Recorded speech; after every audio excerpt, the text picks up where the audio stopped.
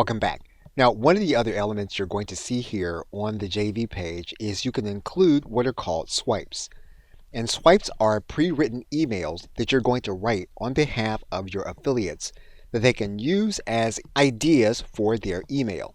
You can either include them here on the page as an embed, or you can include them in a separate shareable document on a platform like Google Docs.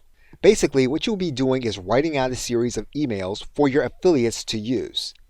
And you'll write them so that you determine where you think they're going to place in the link, which is going to be their affiliate link for your product. And typically, you will link out to this same page on your JV document. So for example, assuming that you have a JV document here, you're also going to make sure that you link out to your swipes by putting in the URL that is shareable from your swipe document.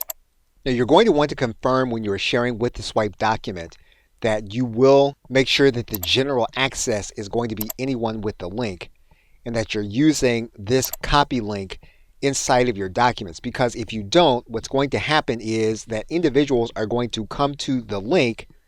They're going to need to request access from you in order to see the rest of the document.